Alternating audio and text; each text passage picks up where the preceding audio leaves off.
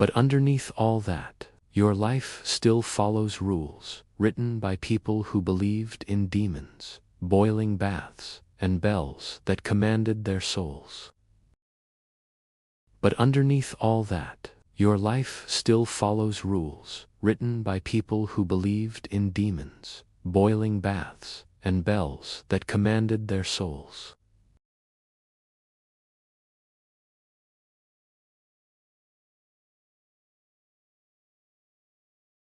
And let's uncover the medieval fingerprints still guiding your every move.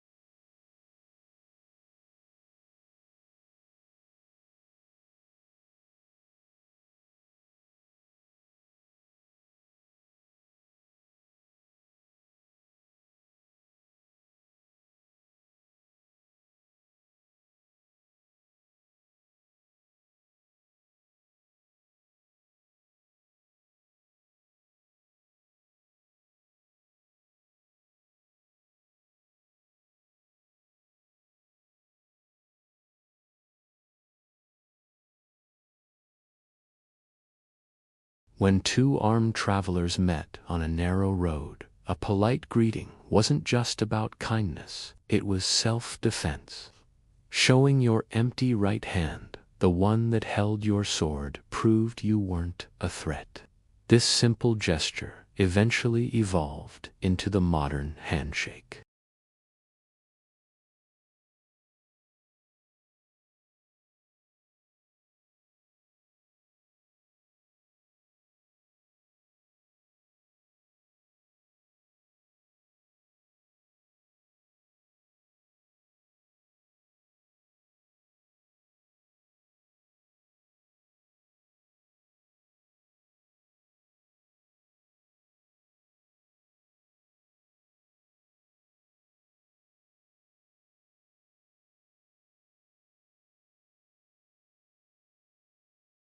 The idea that authority flows from the top down, that tasks must be approved by a superior, that structure equals safety, these concepts grew from feudal thinking not modern invention.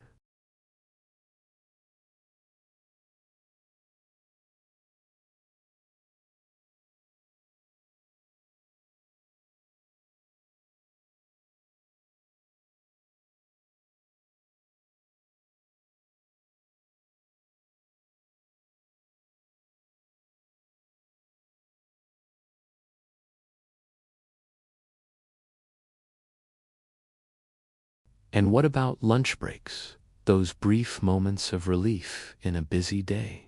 They also have ancient roots. In the Middle Ages, midday pauses weren't about relaxation or office camaraderie. They were about survival. Field laborers needed food to maintain strength, and resting during the hottest hours of the day prevented exhaustion and sunstroke.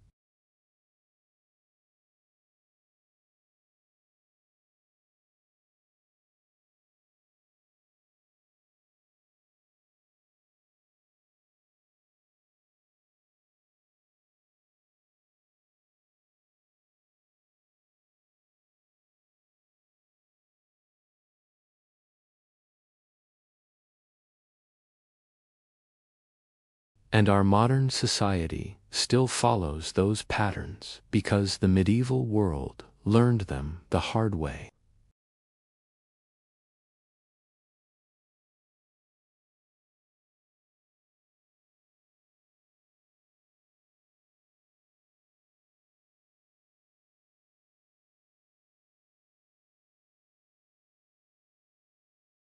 This isn't just you being lazy, it's biology. Medieval communities slowed down at that time too. As the sun lowered, the world softened. The most strenuous work of the day was done. Families began to prepare their simple evening meals. The pace was not accidental.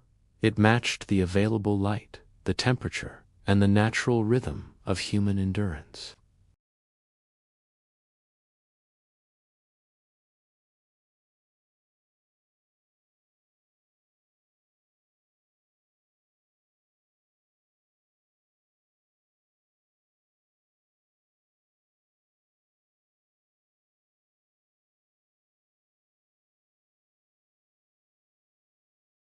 When darkness settles, you instinctively close your curtains, dim the lights, and retreat into the safety of your home.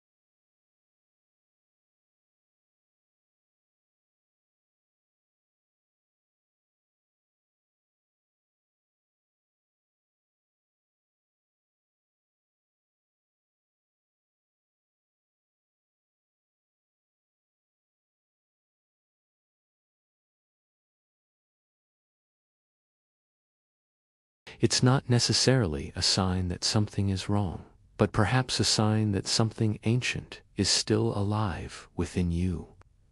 Finally, when your day winds down and you crawl into bed, you seek comfort in routines without questioning where those patterns came from. You dim your screens, soften your voice, and allow your mind to drift.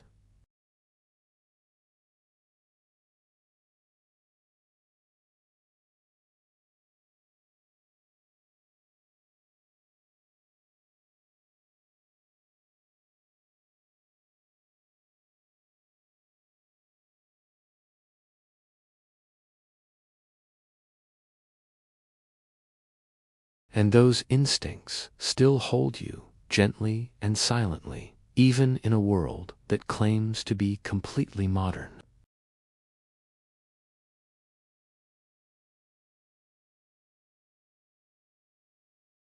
You carry it in your habits, in your manners, in the structure of your day, in the way you greet the morning, and the way you surrender to the night. Modern life may shine with screens and speed, but beneath that brightness is a quiet, medieval heartbeat, steady, old, and familiar.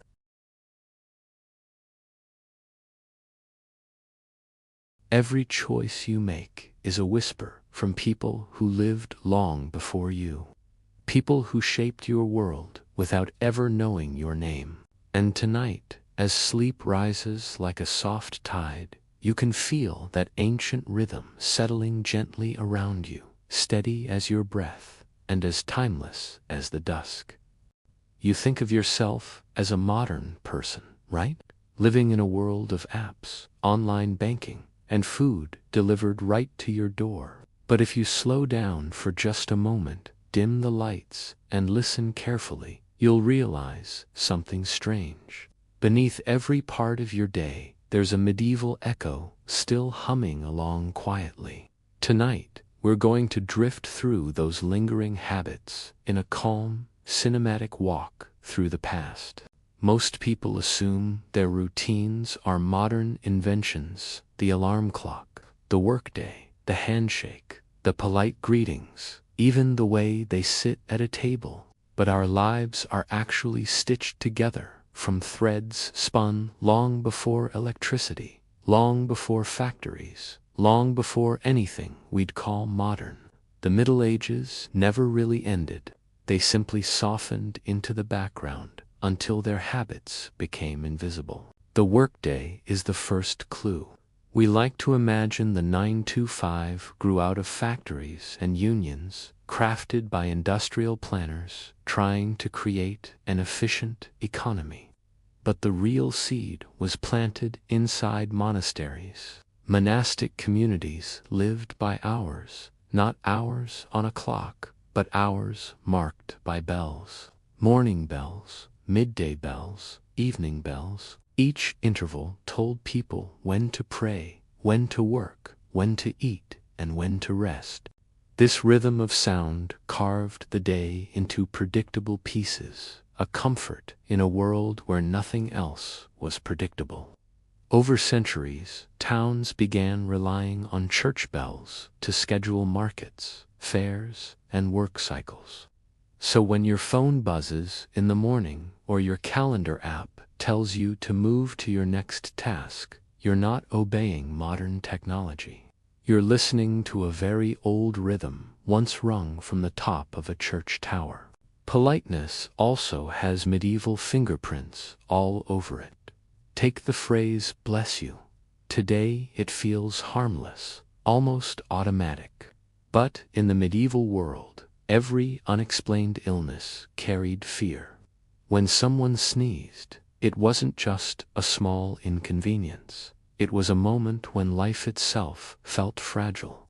People believed the soul could slip away, or evil spirits could sneak in during a sneeze. Over generations, saying "bless you" became a habit that protected the sneezer from whatever unseen danger lurked nearby. Even now, with medicine and science providing answers, we still say it. Not because we fear anything supernatural, but because our mouths remember what our minds have forgotten. Then there's the matter of eating. Modern table manners, quiet chewing, small bites, keeping your hands off the table feel like polite common sense. But these rituals began as survival rules.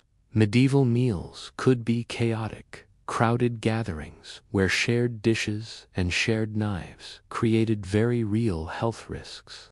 So etiquette emerged, not from a desire for refinement, but from practicality. Don't spit near the food. Don't wipe your hands on the tablecloth. Don't use your knife for anything other than cutting. Over centuries, these practical rules turned into moral rules, and moral rules hardened into manners. The next time someone corrects your table behavior, remember they're enforcing a code born from a time when eating wrong could genuinely harm you. Even the fork is part of this lingering tapestry. It arrived in Europe as a curiosity, met with suspicion because it challenged older habits. People believed fingers were the proper tools for eating. Anything else seemed strange and unnatural. But slowly, the fork found its place at the table. Today we treat it as completely normal, forgetting the centuries of hesitation behind it. You could say the fork is a perfect symbol for how medieval distrust eventually becomes modern comfort. Greetings carry another echo. The handshake, widely used across the world today, didn't begin as a sign of friendliness. It debuted as a safety check. Extending an empty hand proved you weren't holding a weapon. The slight shake ensured nothing was hidden up your sleeve. Over time, that initial suspicion softened into politeness. But that ancient anxiety still lives quietly inside the gesture. When you shake someone's hand today, you're reenacting a ritual that once kept people alive. Clothing, too, holds medieval shadows. Wearing black to funerals feels universal now, a color associated with loss and respect. But it was once a display of status. Black dye was incredibly expensive and difficult to make, reserved for people who could afford to show their grief in color. Gradually, the symbolism deepened until black became tied to mourning itself. In many cultures, it still is. When you dress in black for a funeral, you're participating in a tradition that began with medieval wealth and evolved into a universal, shared emotion. Even our beloved weekends trace their blueprint back to medieval life. Before factories, before labor laws, before managers argued about productivity, the church calendar dictated when people worked and when they rested. Feast days, saints' days, and holy days created a patchwork of periodic rest. Over time, these scattered sacred pauses merged into predictable cycles. The modern weekend is simply a smoother, secular version of something very old. So when you breathe a little easier on a Saturday morning or delay your responsibilities on a Sunday afternoon, you're following a rhythm that once had spiritual stakes. Privacy is another inheritance. Medieval homes were crowded, small, and full of noise. Doors were rare, and walls were thin. Curtains became tools for creating personal space. Bed curtains, for example, provided the illusion of privacy in shared rooms. Window curtains softened the view from the outside world. Over generations, this use of fabric grew into our modern architecture. Today we close blinds and draw curtains at night, not because we fear what medieval people feared, but because we still appreciate the comfort of boundaries. The gesture is as old as the fabric itself. Even bureaucracy has medieval roots. Governments needed records: who paid taxes, who owned land, who owed military service. Scribes became the architects of information. Their scrolls and ledgers evolved into books, then filing systems, and now databases. Whenever you fill out a form, sign your name, or wait for an approval, you're participating in a system built layer by layer, starting with monastic clarity and royal necessity. And then there's the emotional part of human behavior: outrage, fear, rumor. Medieval society thrived on collective reactions. A single misunderstanding could spiral into panic. Rumors traveled faster than truth. Communities bonded through shared fears. Today's online outrage, comment storms, and fast-moving reactions follow the exact same pattern. Technology accelerated the pace, but human nature hasn't really changed. The medieval village square simply went digital. What holds all of this together is the quiet truth that people across time shape each other. We inherit habits long after their original reasons have faded away. We keep the rhythms that bring us comfort. We hold on to traditions that once protected us. We repeat phrases that once reassured scared communities. The medieval world isn't gone. It's tucked into your routine, in your mornings, your meals, your greetings, your weekends, your sense of privacy, and your instinctive reactions. Now, as you sink deeper into the calm of this moment, it's worth appreciating how history survives, not through kings or battles, but through small, human actions. The way we speak, the way we eat, the way we begin and end our days, these pieces link us quietly to centuries of people who lived, struggled, prayed, laughed, worked, and rested before us. You are modern, yes, but you're also ancient, a living continuation of choices made long before you arrived. And there's something gentle, almost comforting in that. As if the past never really vanishes. It simply settles into the background, steady as breath, patient as dusk, waiting for you to notice. Thanks for watching. If you enjoyed this journey into the quiet corners of history, please consider subscribing for more videos like this. Here's something you might not have noticed. Beneath your modern routine, beneath the screens, the lights, the fast conversations,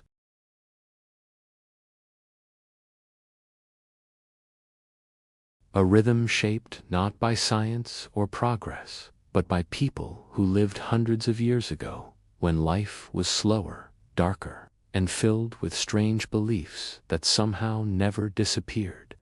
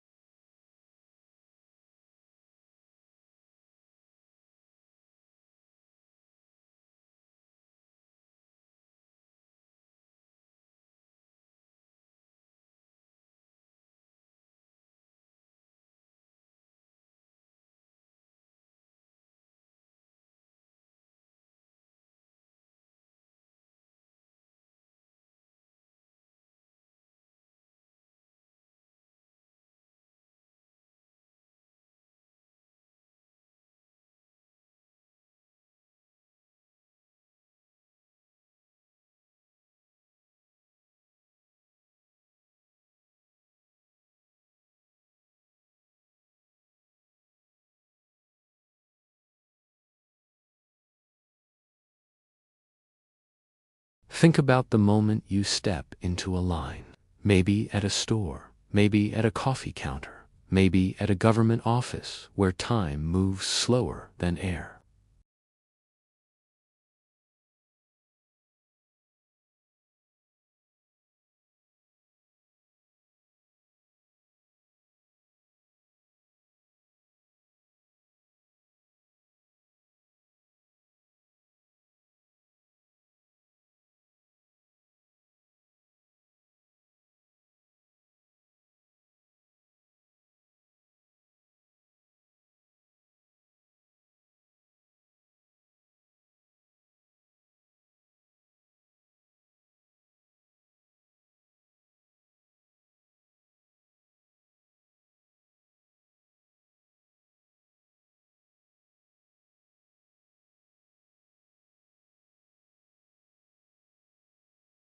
Medieval life didn't allow much boredom, because silence wasn't simply emptiness. It was reflection, prayer, contemplation. Today your phone fills every pause, but deep inside there's a leftover instinct whispering that stillness is unsafe, that quiet invites unwanted thoughts, the way medieval villagers feared long, silent nights. You don't consciously believe this.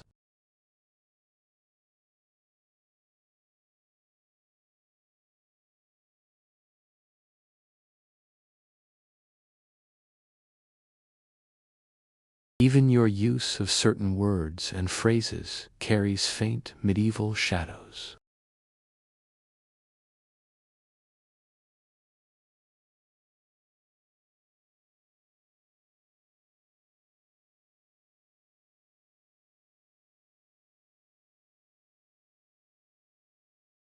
A simple morning greeting once meant, "I hope no evil touched you while you slept."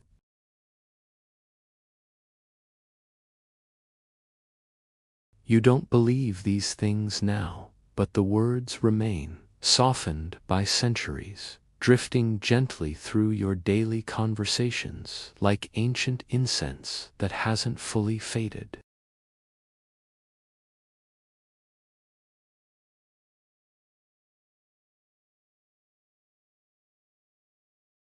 A heavy sense of duty often weighs on you, even for tasks that don't truly matter.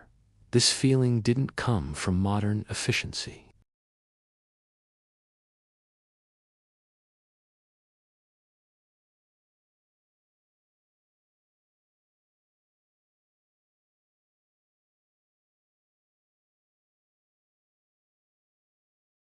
And even now, the guilt you feel when you cancel plans or delay a commitment isn't modern etiquette.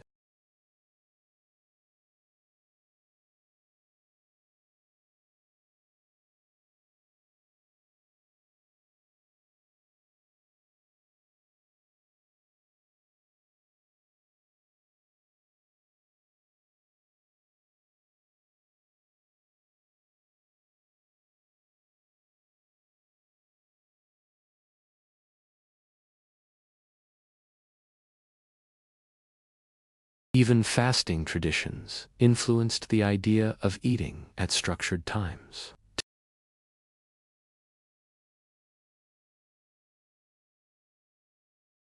But the deeper rhythm comes from a much older calendar that shaped when entire communities ate. Look at how you understand aging. In the medieval world, age wasn't defined by numbers, but by milestones: childhood, youth, adulthood, and elder years, each with expected responsibilities. Today, you still measure your worth by these invisible milestones.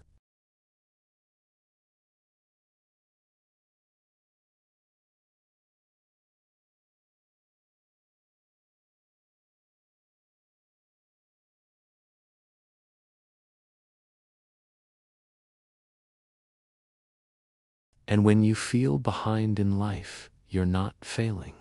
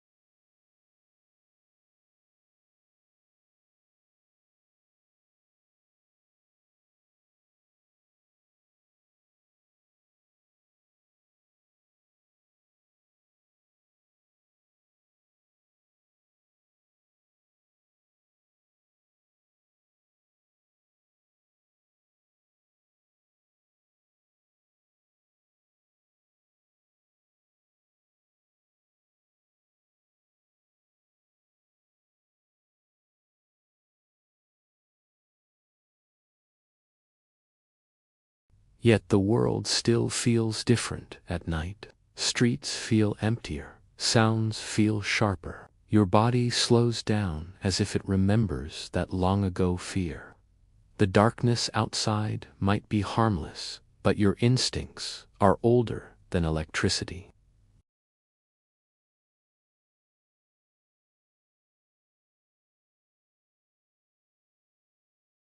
Think about superstition. You may not believe in magic, but you still avoid walking under ladders, feel strange about broken mirrors, or sense luck in random things.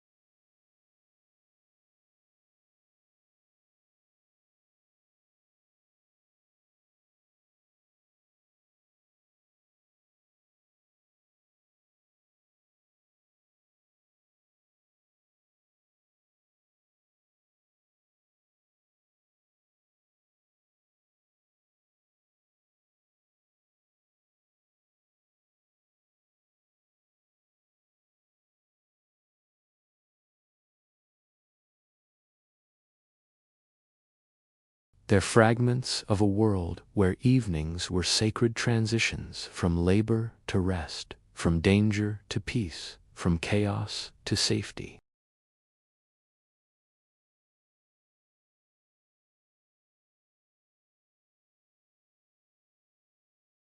Tonight, as you settle under your blanket, you are doing the same thing, just with softer electricity and a quieter world outside your window. So as your breathing slows and your mind drifts, remember this: you carry the Middle Ages inside you, not in fear or superstition, but in rhythm.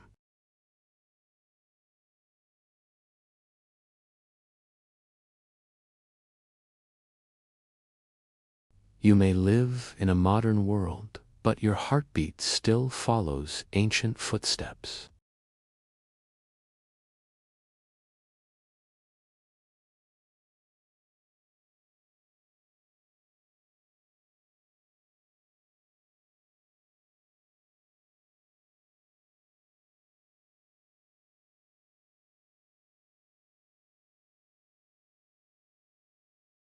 But inside you, beneath the surface, is an older compass, one built long before electricity or science or convenience.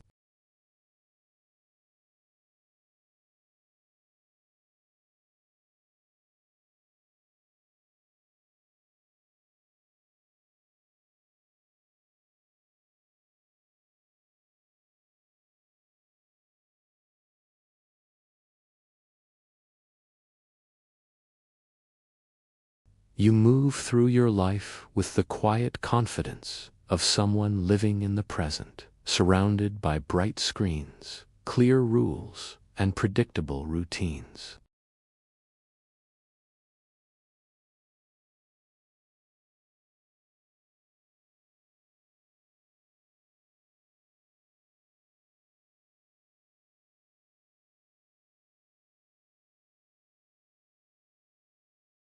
As you settle into the softness of this moment, breathing slowly, feeling your body grow a little heavier, let's wander deeper into the unnoticed ways the medieval world lives on inside you.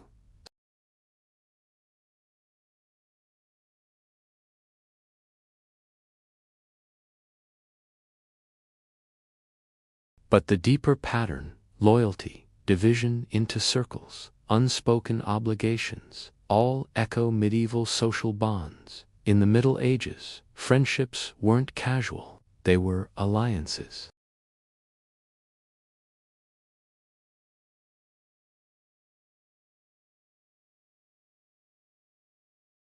Even now, you feel a strange sense of guilt if you drift from someone you once cared about.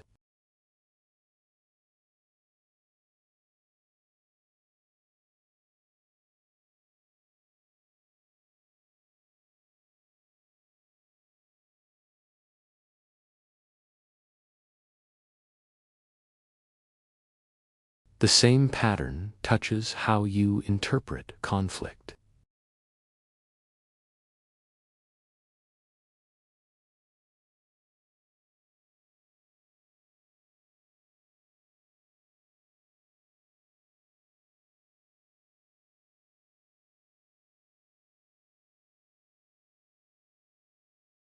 You still feel that weight inside you. You crave closure, an apology, or at least acknowledgement.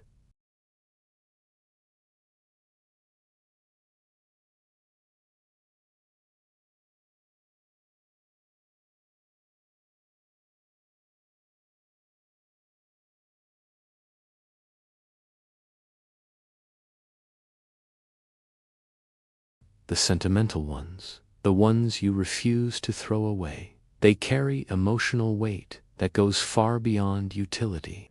This comes from a medieval idea that objects absorb meaning. A cloak meant protection, a ring meant loyalty, a book meant knowledge, blessed by someone higher than you. Today, you still hold on to things, not because you need them, but because they represent moments, memories, or connections.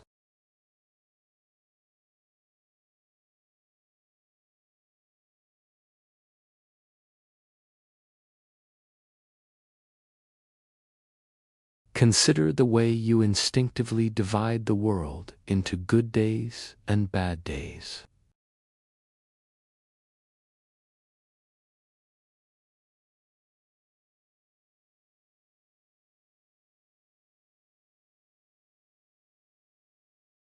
Medieval villagers believed days had spiritual personalities. Some were blessed, some were cursed.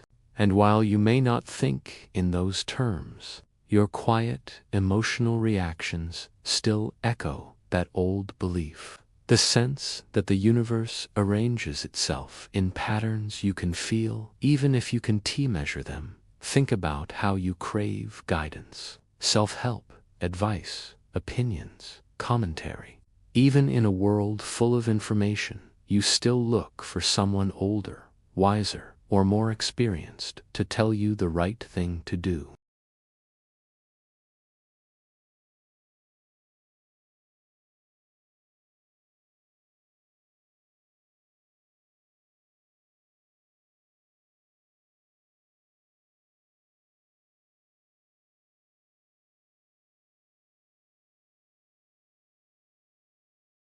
You may not sit at a wooden table in a smoky hut, but the desire is the same. To hear someone else say, "This is how people before you survived."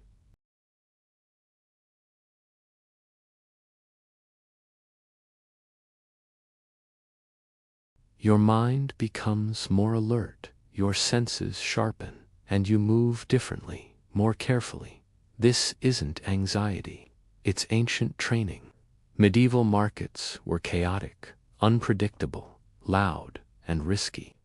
People learned to navigate crowds by staying aware, watching hands, noticing movement.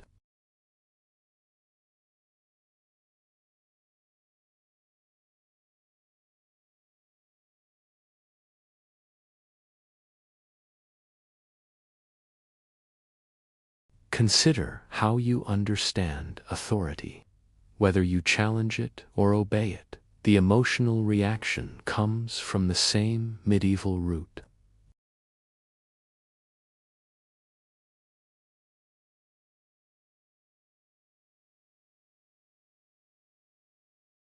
Today, you still sense something larger behind a uniform, a title, or a position. Your brain hasn't left the old world.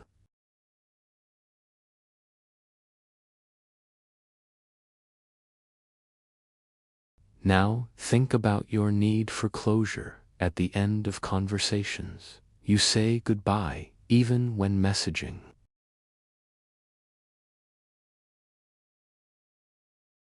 This ritual has medieval origins, too.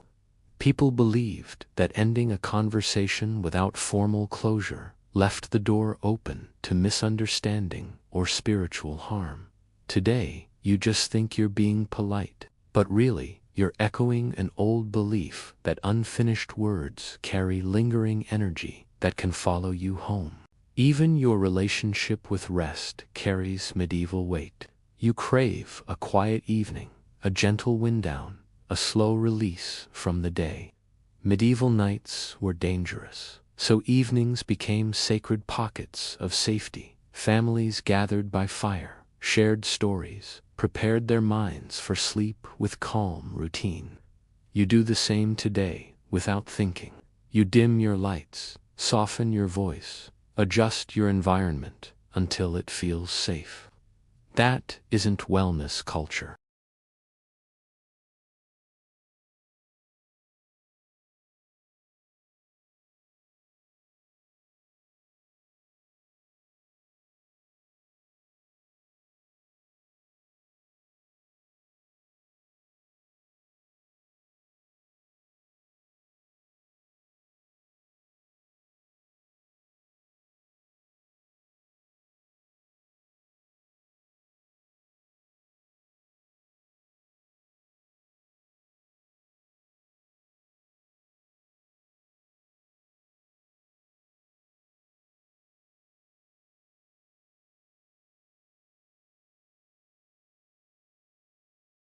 Think about the way you compare yourself to others. Success, appearance, progress.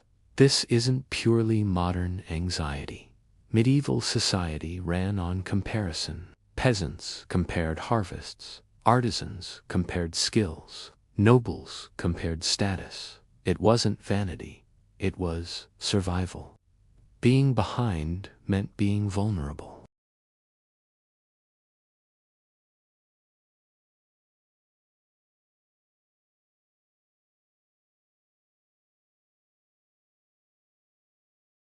And now, as the day softens and your breathing steadies, consider your final ritual before sleep. You seek quiet, soften your mind, and allow the weight of the day to disappear.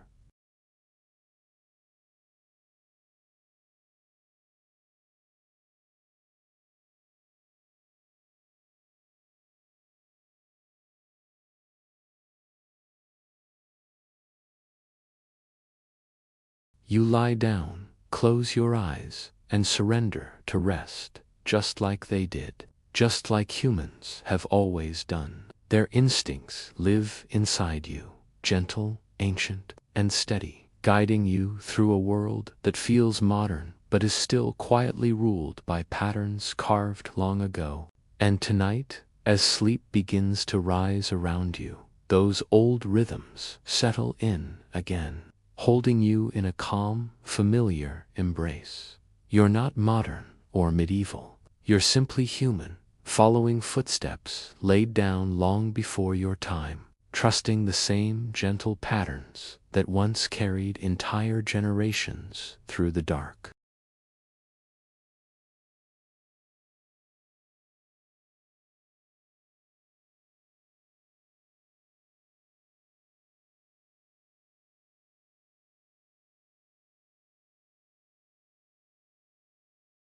A medieval rhythm, one built in candlelit centuries, where people trusted rituals more than science, symbols more than logic, and community more than individuality. Tonight, let's drift deeper into the hidden echoes shaping your mind long after the Middle Ages ended. You carry a modern mind inside a modern world, surrounded by technology that promises newness, clarity, and progress. But beneath it all, just under the surface of your ordinary thoughts, lives a quiet architecture built by people who walked through muddy streets, prayed to unseen fears, obeyed rituals they couldn't explain, and created patterns meant to help them survive a world far more uncertain than yours.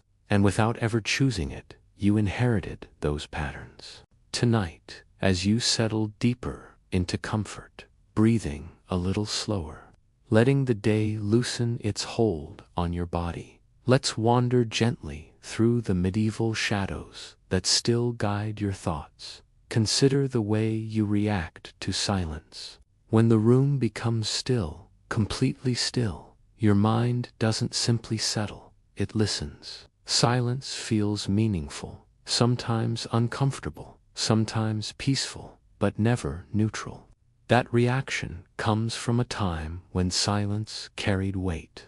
In medieval villages, silence after sunset meant danger. Silence during the day meant something was wrong.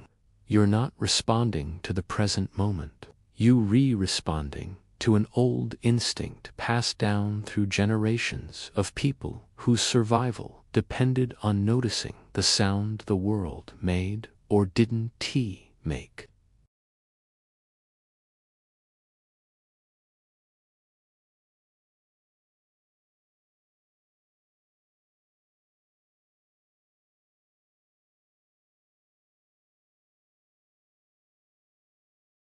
Medieval life depended on repetition, work, prayer, meals, traditions. People believed that routine protected the soul and stabilized the mind.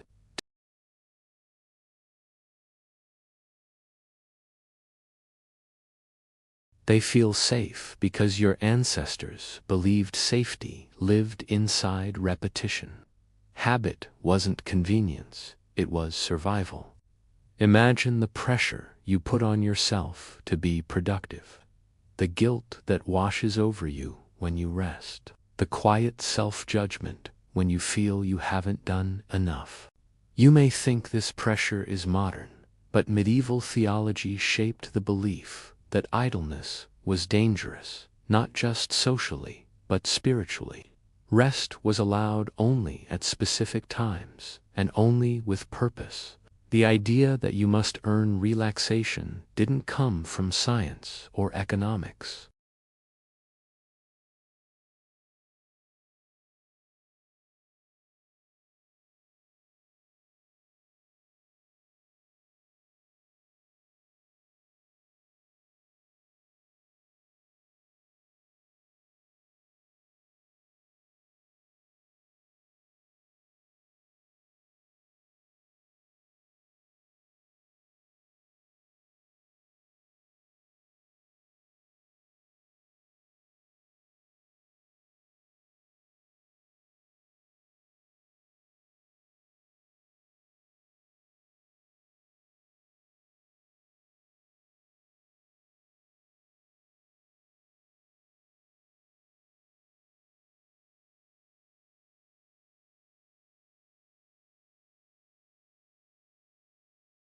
That the world is slightly off balance. Your modern mind calls it responsibility, but the root is medieval discipline wrapped in modern phrasing. Now think about how you react to symbols. A wedding ring, a flag, a family photo, a childhood object.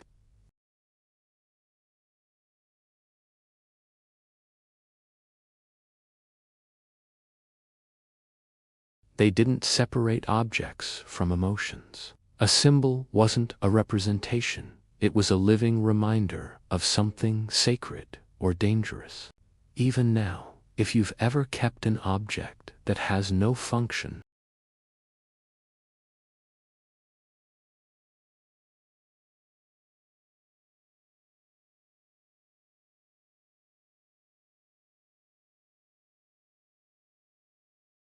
consider your fear of being embarrassed. Modern psychologists call it social anxiety, but the instinct is much older. In medieval communities, humiliation wasn't just painful, it could destroy your standing, your access to help, even your pathway to marriage or work. Reputation was survival. That's why your heart races when you make a mistake in front of others, even if you laugh it off afterward.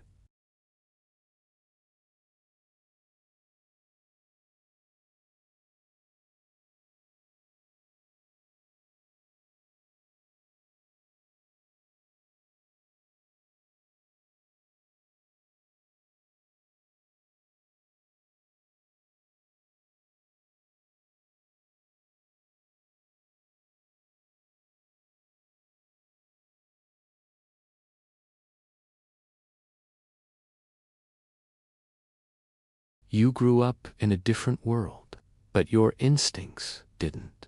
They still carry a quiet, emotional script that says someone above you should know what they're redoing.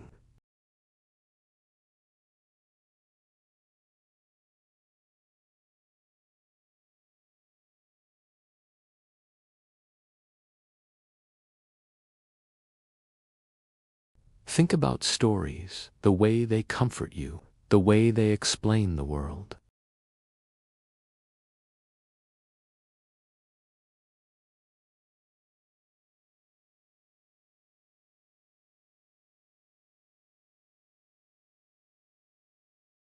Stories shaped morality long before textbooks existed. That's why you are drawn to arcs, lessons, meanings. Not because life always has them, but because humans spent centuries teaching themselves to understand the world through narrative.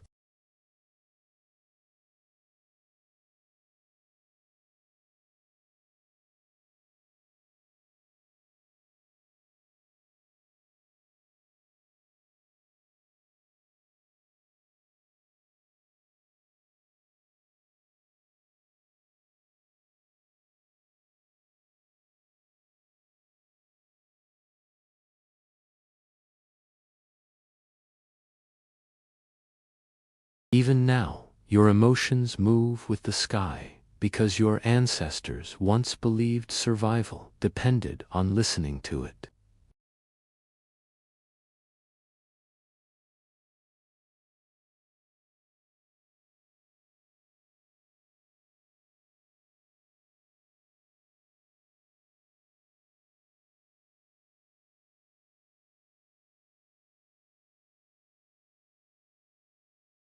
Because night felt like another world, one where spirits, danger, and dreams met.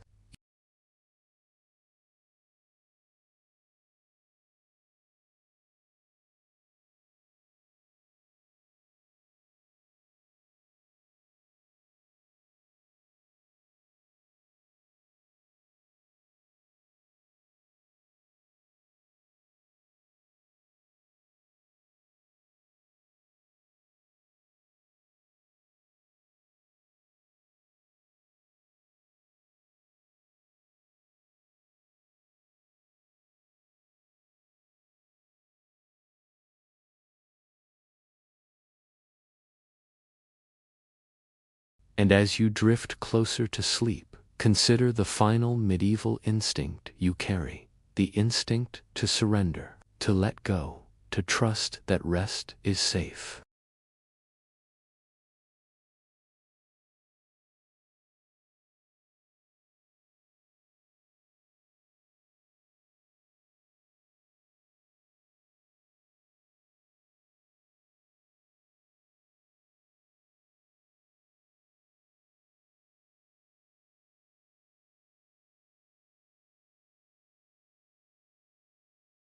Because your mind knows deep, deep inside, that rest is the oldest gift humanity has.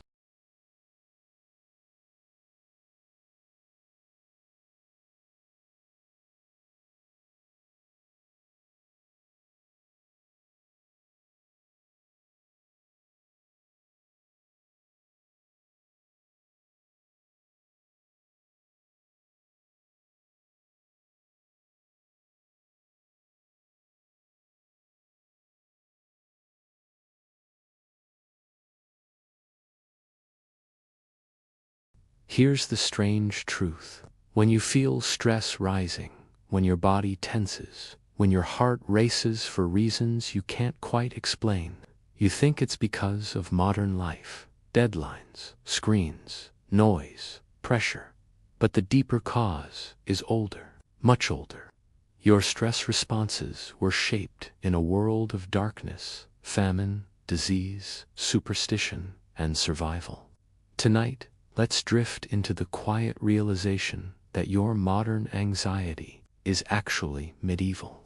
You move through a world of modern stress, buzzing notifications, constant expectations, crowded schedules, and the quiet pressure that never fully leaves your shoulders.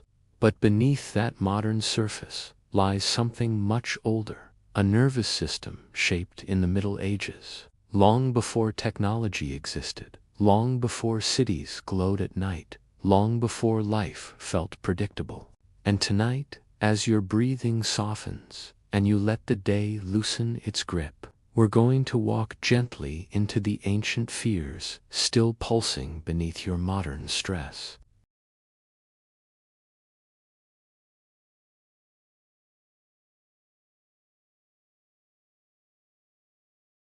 Hunger, weather, illness, danger, these shaped every morning, and those constant threats trained the human body to react quickly, intensely, instinctively. That training didn't disappear.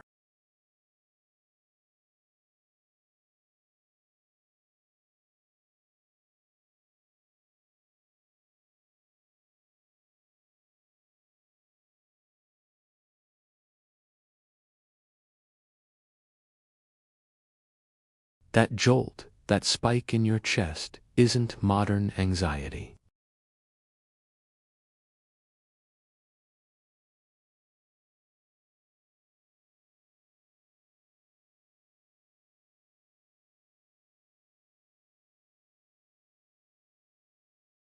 Today, the interruption is just a message. But your nervous system doesn't know the difference. Think about your fear of making mistakes.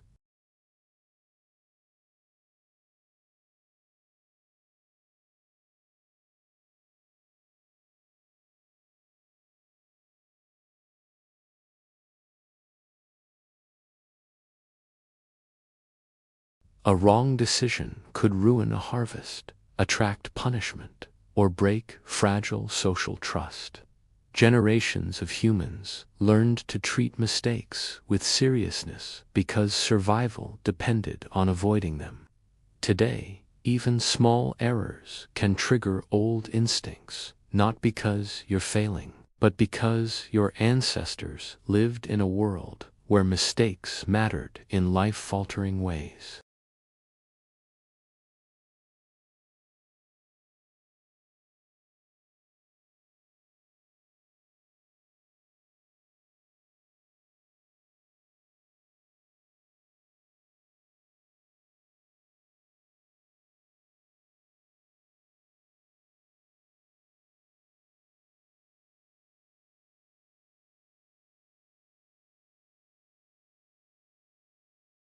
Your cautious reaction today is a quiet echo of centuries where sickness was an ever-present shadow. You're not overreacting.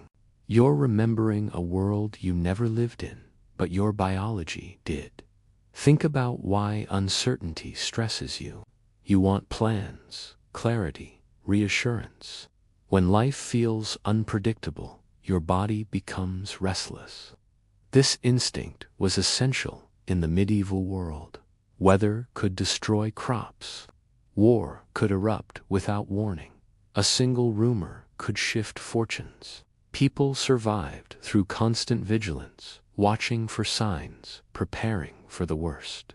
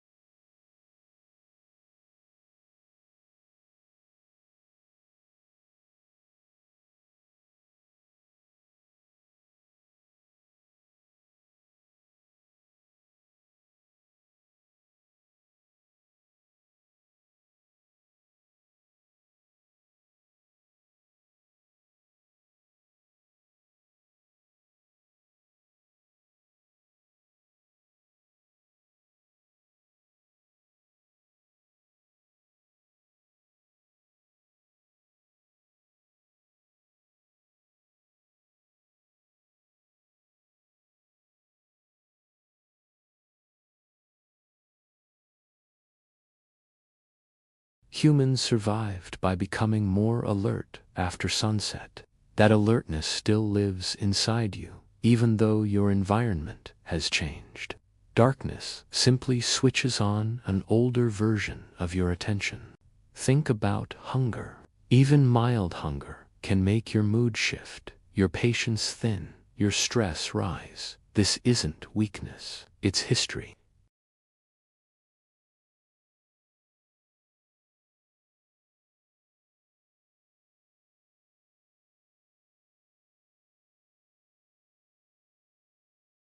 So when you feel that slight tension when you're hungry, it isn't modern irritability. It's medieval instinct reminding you of a world where food wasn't always guaranteed. The stress you feel when someone disapproves of you, even subtly, is not modern insecurity. It's a medieval survival skill.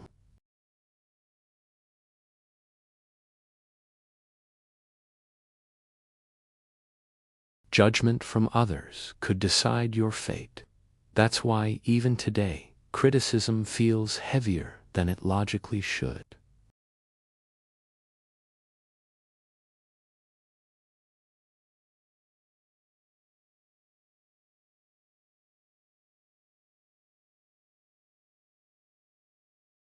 But somewhere inside, your body measures distance, tone, safety. This instinct is medieval too. Trust had to be earned, and strangers were unpredictable. They could bring news, danger, or trouble.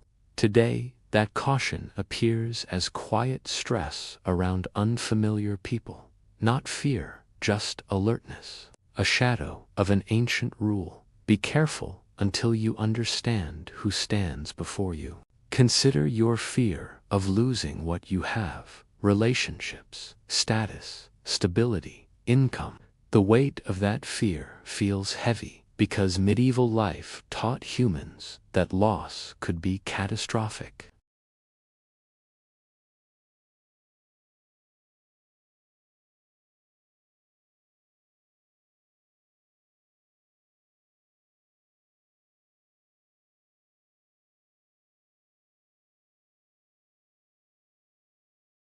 Finally, think of how you calm yourself. Deep breaths, warm light, gentle repetition. These comforts aren't modern techniques.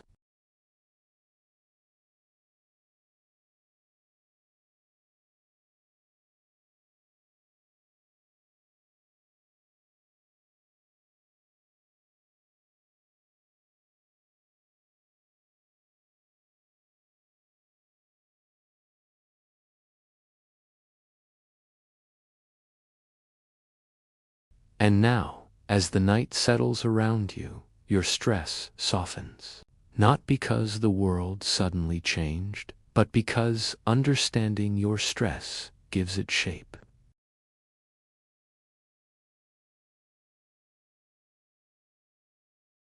It is a sign of survival, a sign that you carry instincts sharpened over centuries. You're not broken, you're ancient. You are a modern person wrapped in medieval wiring, doing your best in a world that moves far faster than the one your biology was designed for. And as you rest, those old instincts finally loosen, letting you drift into a deeper, quieter peace, the one humans have chased through the centuries, from candlelit huts to your room tonight.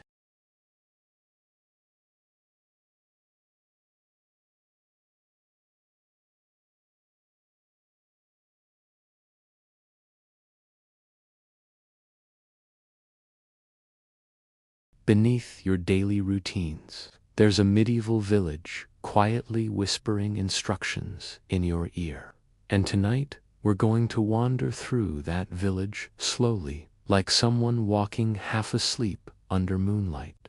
So settle in, dim the lights, and let your mind drift. Because what shaped human community 1,000 years ago still shapes you now in ways you barely notice. If you sit very still and look at the way people behave, the way they form groups, the way they gossip, cling, defend, and divide.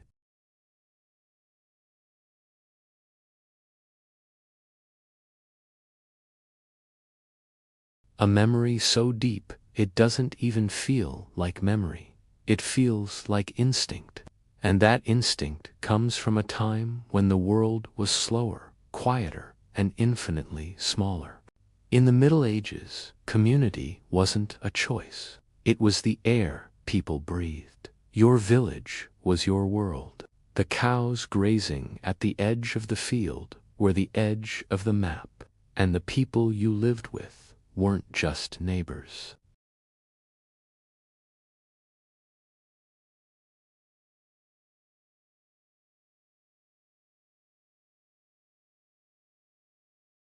Food was shared, danger was shared, and mistakes were remembered.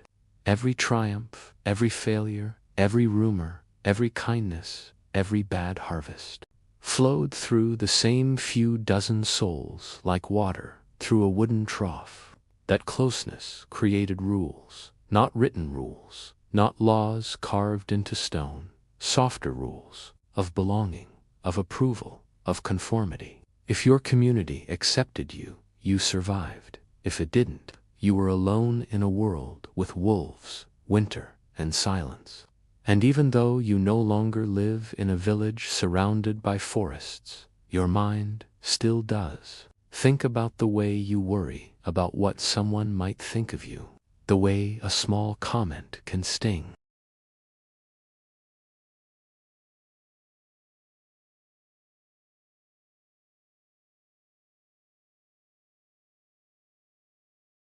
It's part of an old nervous system shaped by centuries of fragile belonging. In the medieval village, reputation was everything.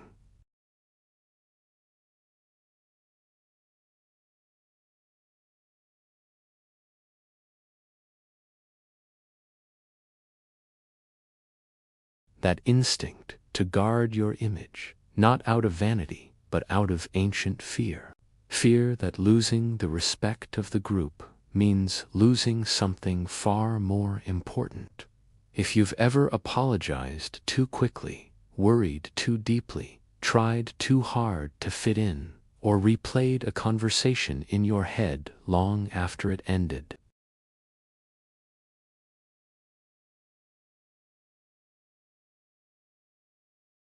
and there's something else. The way people divide into groups, even now, mirrors medieval life.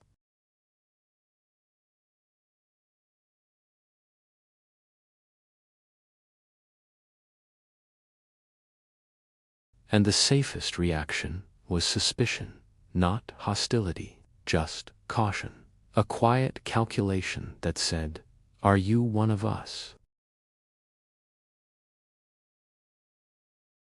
Humans haven't forgotten that feeling. It's why modern people form small circles, work friends, online communities, neighborhood alliances, even fandoms and interest groups.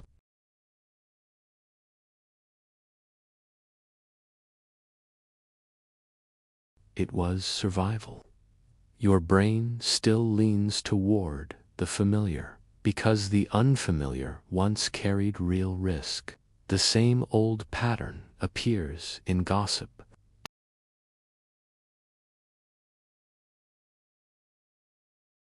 but its roots are ancient. In medieval life, gossip was information. It helped people identify danger, avoid conflict, and understand shifts in power or trust. Gossip wasn't mindless chatter. It was a survival tool.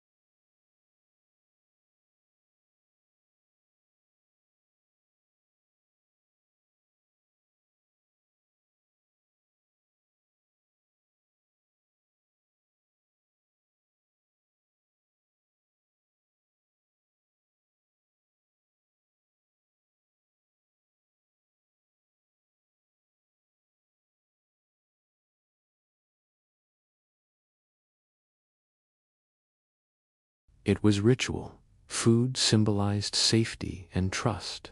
Bread offered to a guest meant peace. A meal shared meant mutual respect. And those old signals still work. When someone invites you for dinner today, your brain responds with the same ancient warmth. You are welcome here.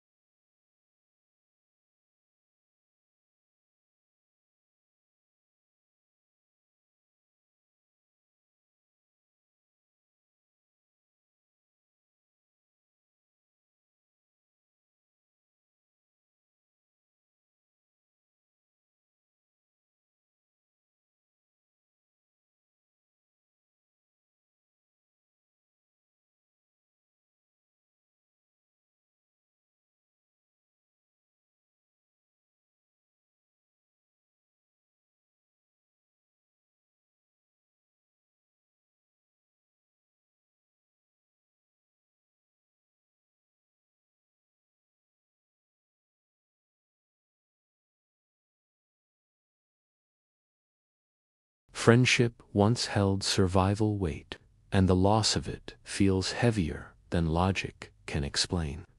If you look closely, you'll see these medieval echoes everywhere. In the way people judge, forgive, whisper, form alliances, compete, admire, fear, celebrate, and protect.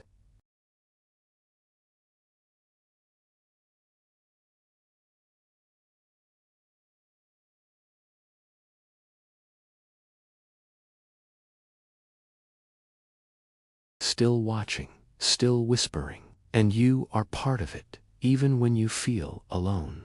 So tonight, as you settle deeper into your pillow and let your thoughts drift like lanterns floating on still water, remember this. You are shaped by every ancestor who sat around a fire, who listened to the drum of rain on a wooden roof, who whispered secrets in dark corridors, who depended on the warmth of a small community to face an enormous world.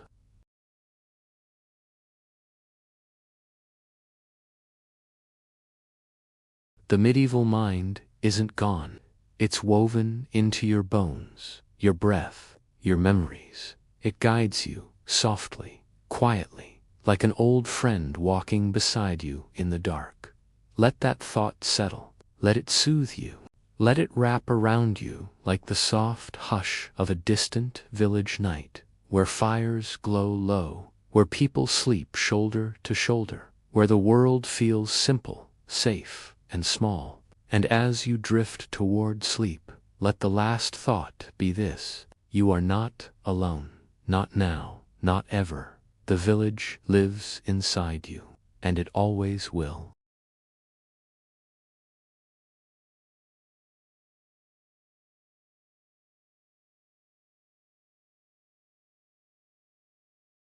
And small, invisible rituals sit in the space between every moment of your life.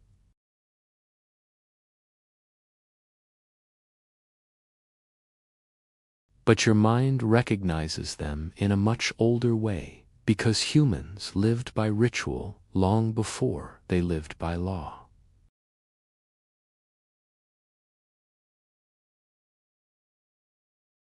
Think about your morning. You wake, you stretch.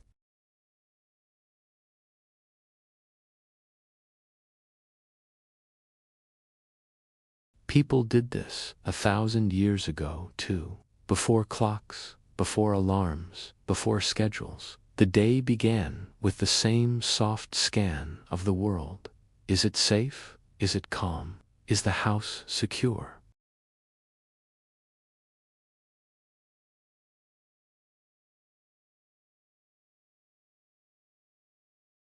Medieval homes had their own morning rites. Fires were rekindled, doors were unbarred, water was fetched. The home was prepared for the day ahead, not in a rush, but in a rhythm, a quiet one, not so different from yours. Even the act of greeting someone echoes through time. Today you say hello, nod, smile, raise a hand, simple gestures, but they once meant something heavier. In the Middle Ages, a greeting wasn't politeness. It was a check for peace, a way to show your hands, your face, your intentions, a ritualized signal that said, I mean no harm, I am safe to approach. And now, even though no one is checking for daggers, your brain still sends the same old signal when you smile at someone, or let your shoulders soften when they greet you back.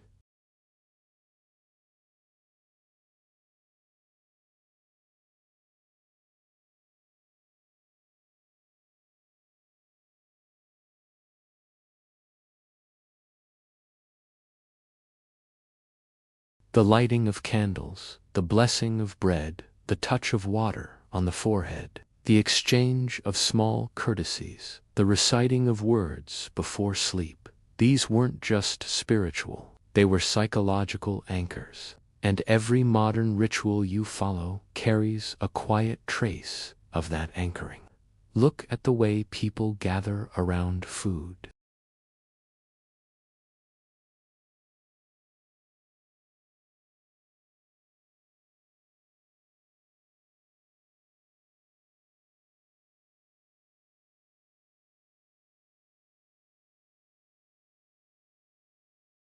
Even families that never talk about manners still observe this unspoken rhythm.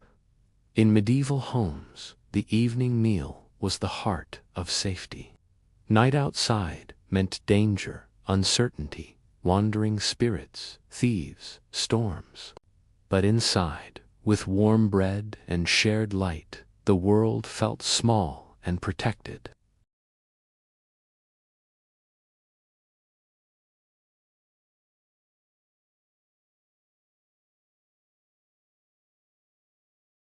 Think of how you soothe someone crying, a hand on their shoulder, a slow voice, a repeated phrase.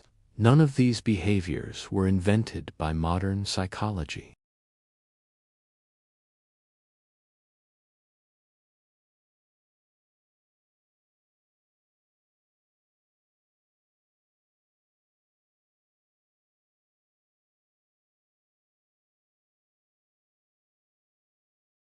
And when you hold someone or let someone hold you, you are touching the same thread of humanity that wrapped around every medieval family on every winter night.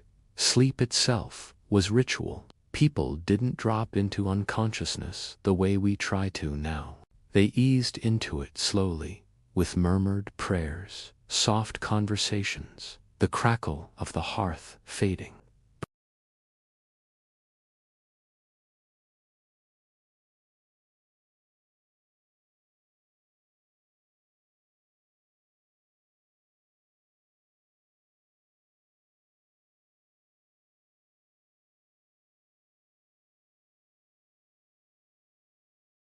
The ritual is quieter now, but the instinct is the same.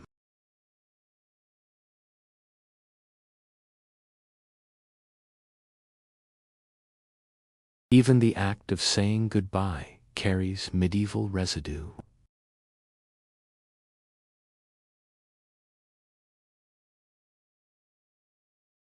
Safe travel, go with peace, return whole, because travel meant risk. Today you say, take care, get home safe, text me when you reach. The phrasing changed, but the worry behind it hasn't aged at all.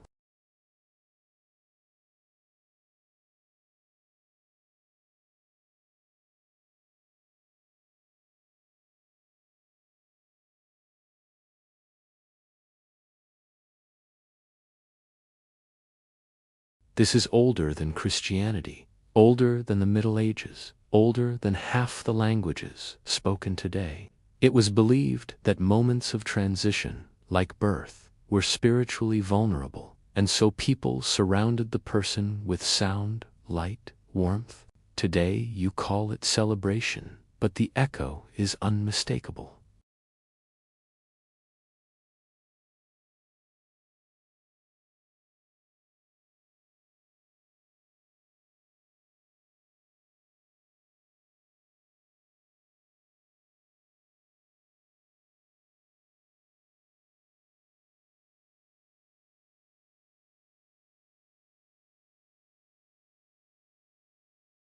Even modern weddings still carry that ancient weight in their choreography.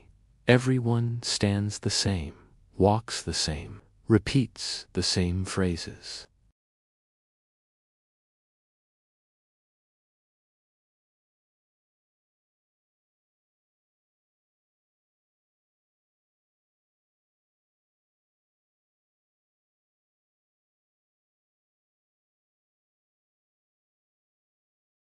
Back then, disputes between neighbors required community approval to resolve. Today, the approval you seek may come from a friend, a partner, a digital circle. The instinct to restore harmony through ritual remains unbroken.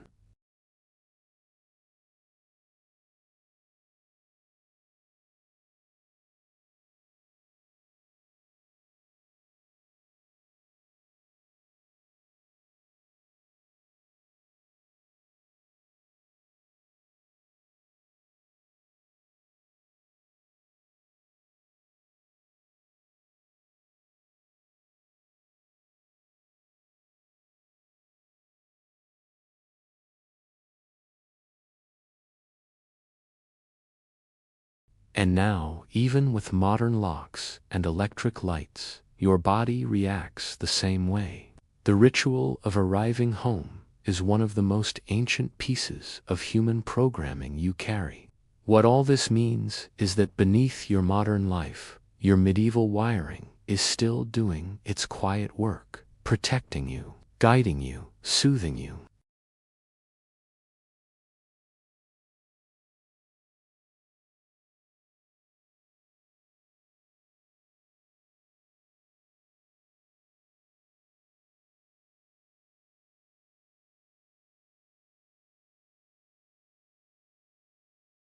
You are not separate from the people who lived 1,000 years ago. You inherited their instincts, their patterns, their hopes that tomorrow would be gentle.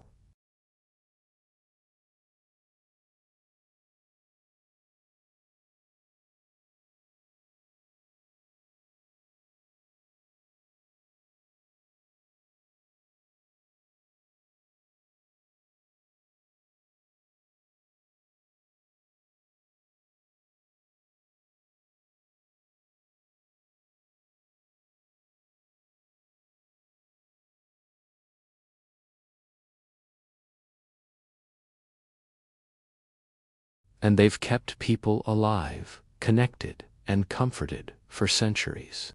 Let them carry you now into rest. You wake before the bells, not from noise, but from the cold. It moves through the wool blanket like water through cloth, sliding along your arms, settling against your ribs, pushing you out of whatever dream you were drifting in. When your eyes open, the room is only half visible, touched by the last moments of an oil lamp fading beside the door. Its flame flickers weakly, fighting for breath, bending with every quiet draft that slips through cracks in the shutters.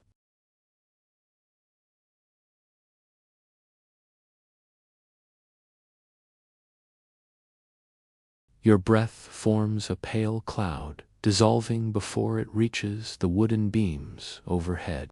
You pull your robe around your shoulders and stand, feeling the stone floor chill your feet instantly.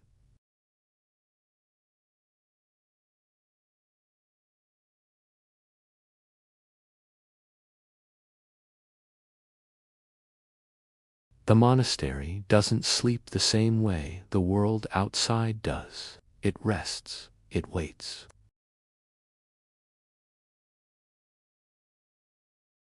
When you open the door, the hallway outside glows with the faint gold of small lamps. Their flames lean and stretch, throwing long shadows that seem to move even when nothing else does. You walk quietly, each footstep a soft whisper on centuries-old stone. Somewhere farther down the hall, a monk turns in his bed, the wool blanket rustling softly. The sound feels almost loud in this place, where even the wind knows to soften itself as it travels through the cloisters. You step through the archway into the courtyard. Frost has settled like thin crystal dust across the square of grass, catching what little moonlight remains. The sky is dark, but the faintest blue hints at morning hiding just behind the horizon. At the center of the courtyard, the fountain sits frozen again, the water trapped in a sheet of ice that reflects the moon like a mirror made in silence. You cross slowly, inhaling air so cold it stings and so clean it almost feels new.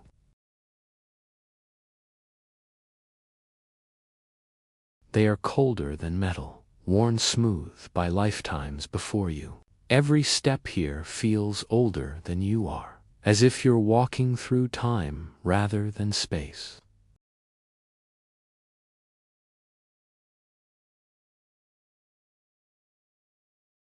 The room smells of ink, beeswax, and parchmenteau scent that feels both sharp and calming at once.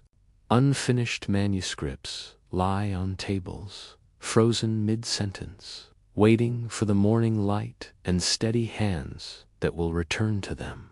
Quills rest in their jars, small pools of waxmark where candles softened and sagged during the night. You walk between the desks, brushing your hand along a smooth wooden edge polished by years of quiet labor. On one table, a page is left open, half filled with careful lines of Latin script. Each stroke is deliberate, precise, almost impossibly even. There's something soothing about it, the patience behind each letter, the slow breathing it must have taken to write it. A gust of cold air slips in, shivering the parchment. You pull your robe closer and leave the room, returning to the courtyard. The bells haven't rung yet, but dawn is coming. The sky lightens by degrees, slowly enough to feel like time itself is deciding whether to move forward. Then the bells begin, not loud, not urgent, just slow, deep tones that spread through the air like ripples on water. One strike, then another, each separated by silence. You feel the sound in your chest more than you hear it in your ears.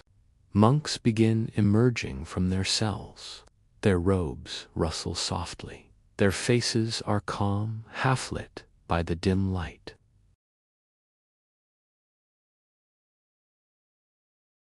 Instead, they walk together toward the chapel, their steps forming a soft, steady rhythm along the stone path. You follow them inside. The chapel is warmer than the halls, lit by sconces along the walls.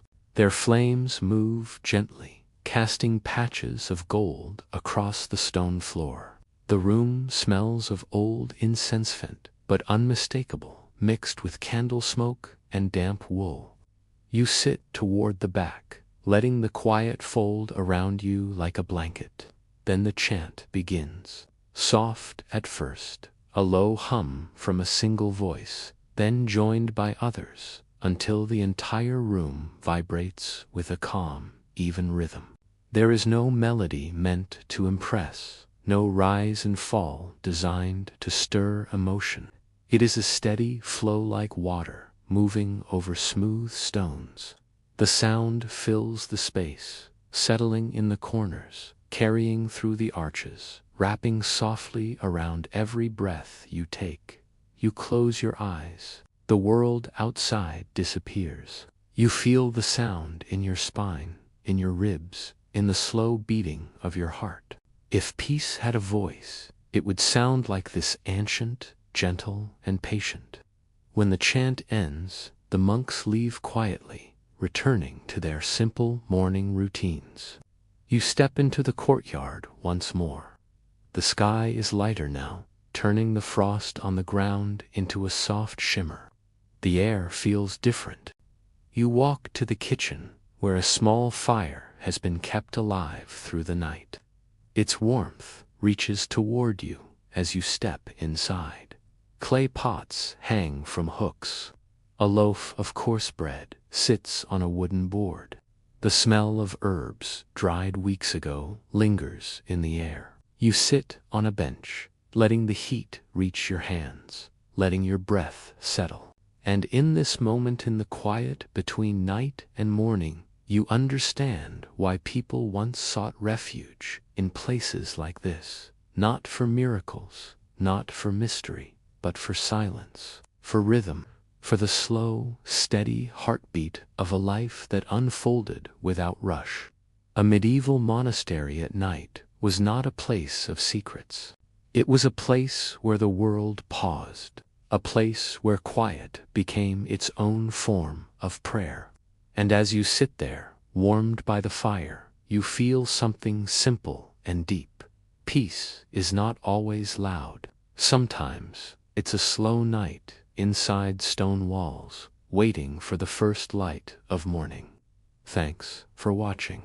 Morning arrives softly here, without any grand announcement.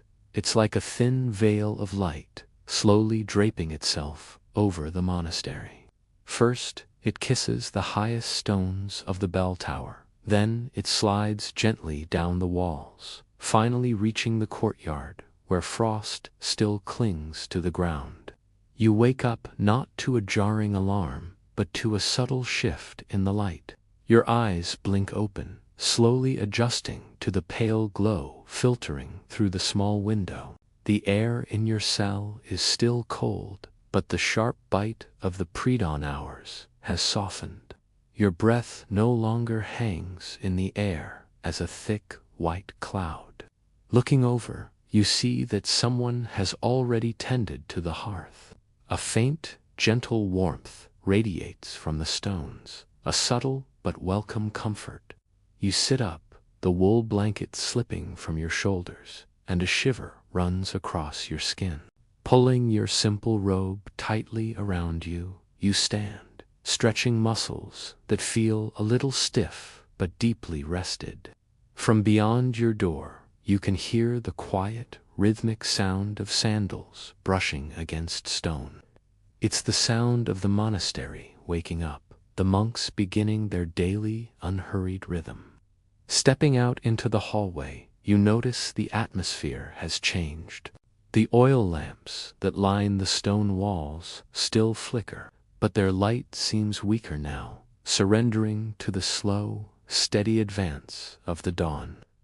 The air carries a clean scent of cool stone mixed with a faint trace of wood smoke. You follow the soft sounds of footsteps, your own adding to the quiet chorus, heading towards the central cloister. The courtyard greets you with a breath of crisp, clean air that feels instantly invigorating.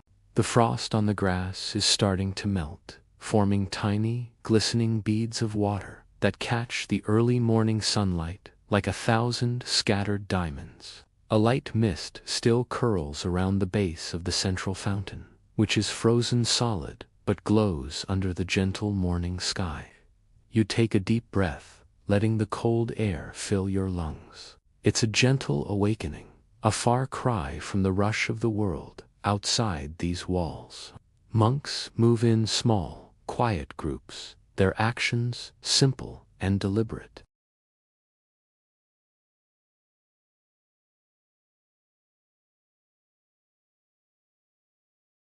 Others are sweeping the cloister pathways with brooms made of straw, their long, smooth strokes brushing away the leaves that the night wind brought in. The soft, repetitive swish-swish of their sweeping is almost hypnotic, a soothing rhythm that sets the pace for the day. You follow a small group towards the refectory, the long, high-ceilinged hall where meals are shared. As you step inside, you're enveloped by the warm, earthy aroma of barley pottage simmering over a fire. Long wooden tables are already set with simple clay bowls. You find a spot at the end of a bench, settling in among the others. No one speaks. The morning meal is taken in silence, a tradition that might seem strange at first, but you quickly find it brings a profound sense of calm.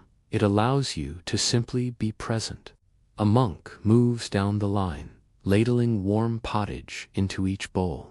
Steam rises in delicate wisps, carrying the comforting scent with it. You take your first spoonful, the warmth spreading through your chest, chasing away the last of the morning chill. Through the tall, arched windows, you watch the sunlight slowly creep across the courtyard stones. It's as if time itself has decided to slow down, to walk softly and mindfully through these ancient grounds. After breakfast, the day's work begins. You head out to the garden first. In a medieval monastery, self-sufficiency was key, and tending the garden was a vital part of daily life for everyone. The soil is still hard from the winter's cold, but the perennial herb sage, rosemary, lavender, stand resilient, their leaves dusted with the last remnants of frost. You kneel down, brushing away fallen leaves from the pathways between the raised beds. The cold nips at your fingertips, but the work has a steady, gentle rhythm that warms you from the inside out. A fellow monk approaches, holding a woven basket. He smiles and hands it to you. Inside are freshly pulled roots, onions, leeks, and turnips, their earthy scent clinging to them. Your task is to carry them to the kitchen, where they'll be added to the pot for the midday meal. You hold the basket carefully, feeling the rough, sturdy texture of its woven sides. The smell of the earth is rich and grounding, connecting you directly to the source of your food. The kitchen welcomes you with a blast of warmth. The fire in the great hearth is burning much brighter now, its flames dancing and licking at the sides of the huge iron pot suspended above it. A monk stands stirring the contents with a long wooden ladle, the rhythmic sound echoing softly off the stone walls. You place the vegetables on a wooden table beside him, and he gives you a nod of thanks, his eyes crinkling at the corners. From the warmth of the kitchen, you make your way to the workshop where candles are made. The moment you step inside, you're greeted by the sweet, warm scent of beeswax. It's a smell that's both comforting and sacred. Racks of cooling candles hang from wooden beams like pale, waxy ribbons. A monk is patiently at work, dipping wicks strung on a frame into a vat of melted wax. He pulls them out slowly, lets each thin layer harden, and then dips them again. It's a slow, repetitive process, but watching it feels incredibly soothing, like listening to a steady heartbeat.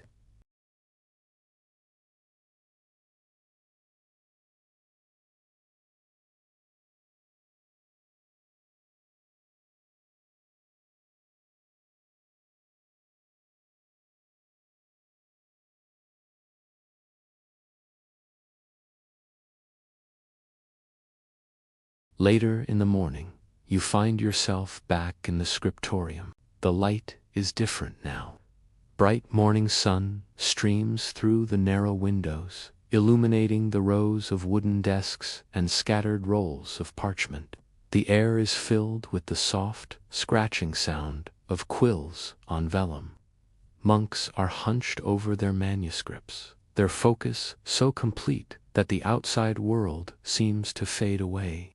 They are meticulously copying texts, their hands shaping words that will live on for centuries. You take a seat at an empty desk, feeling the room's profound sense of calm settle over you. At night, the scriptorium felt ancient and mysterious, but in the morning light, it feels alive with quiet purpose. As midday approaches, the sun finally floods the entire courtyard. The last of the frost has melted away, and birds have begun to call to each other from the roof beams. A faint breeze drifts through the cloisters, carrying the fresh scent of damp earth and cold air. The monastery is now humming with a gentle, productive energy. You find a spot to sit beneath one of the stone archways, watching the light move across the ancient walls, and a simple truth settles in your mind.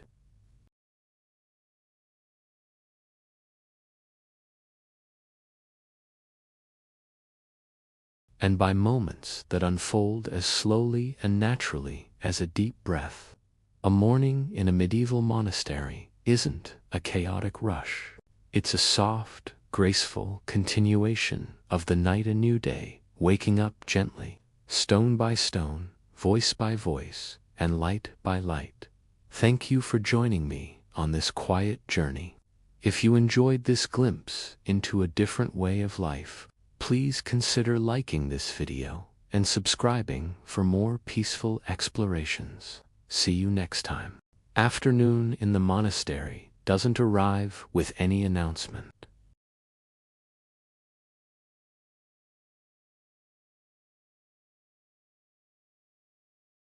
You can feel the change even before you step outside your room. The air has softened. The faint chill woven into the hallways has loosened its grip, and a thin band of golden light slides across the corridor floor like a quiet invitation. You step into the cloister, and the courtyard greets you with warmth that wasn't there before.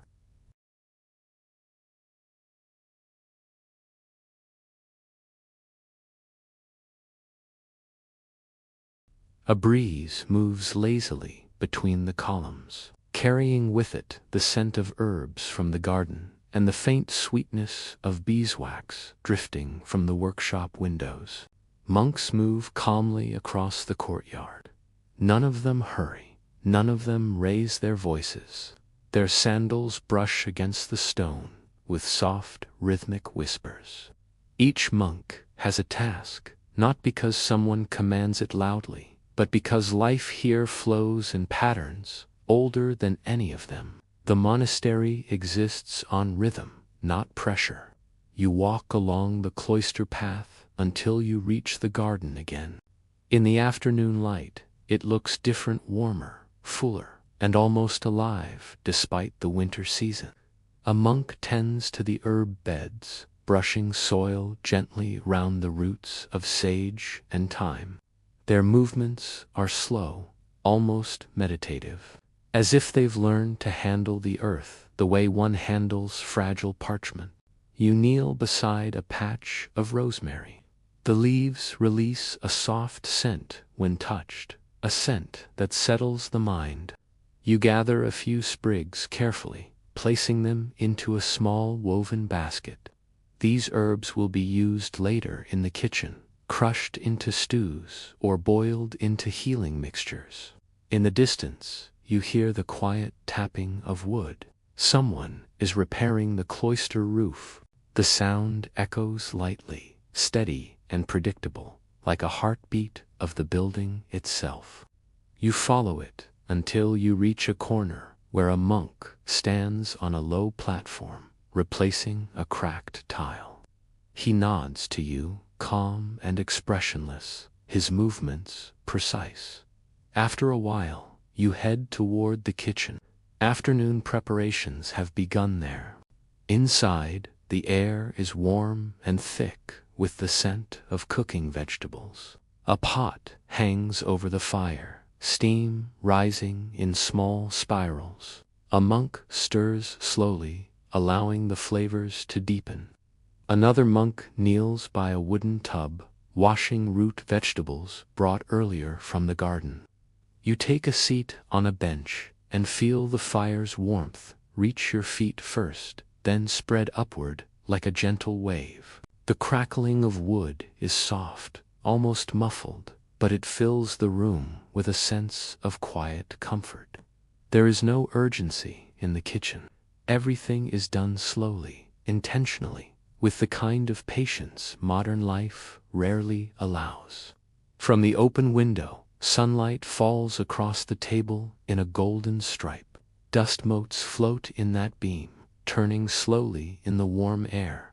Watching them feels almost like watching time itself drift lazily forward. You step back into the courtyard and make your way to the scriptorium.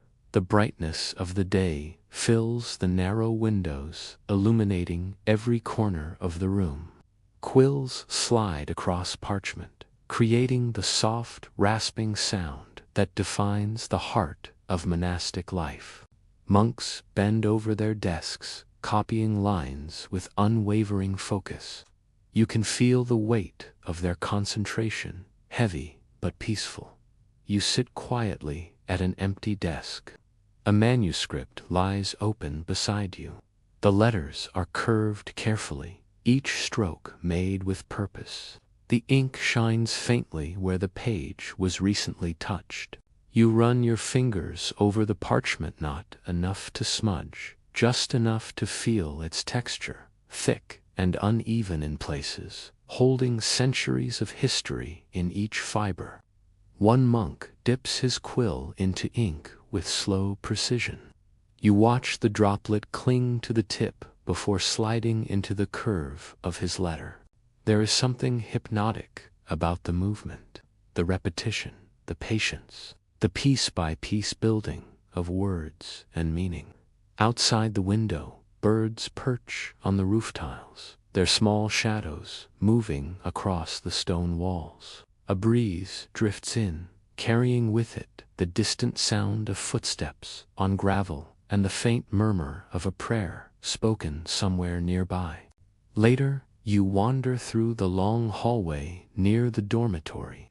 Afternoon light pours in through narrow arches, warming the stones.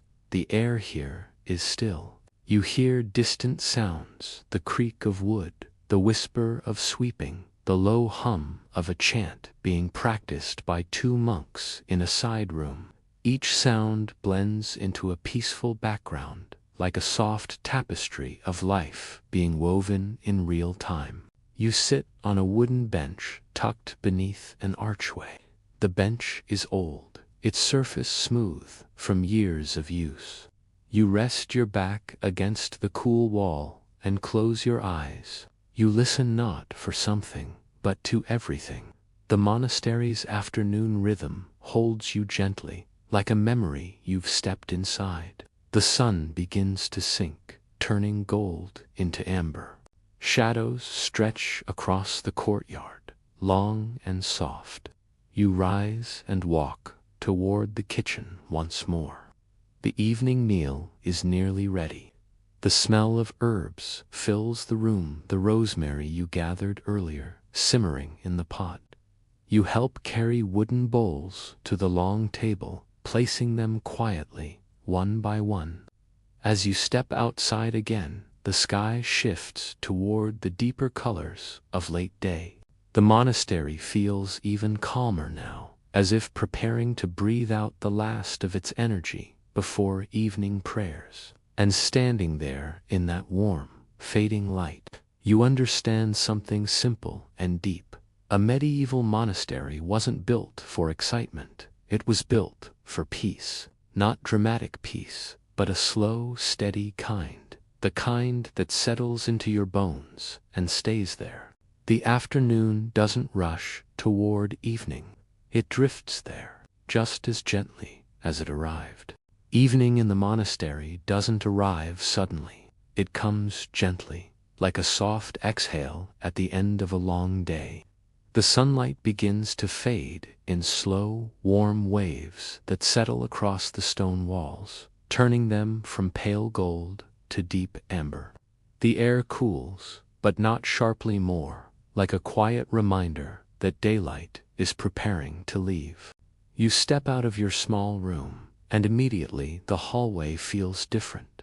Lamps glow with softer flames. The stones beneath your feet are cool, touched by the first breaths of evening. Every sound has softened.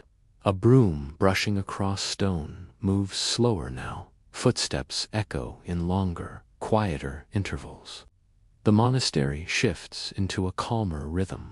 When you enter the courtyard, the sun sits low on the horizon, painting the sky in gentle layers of orange, blue, and fading light.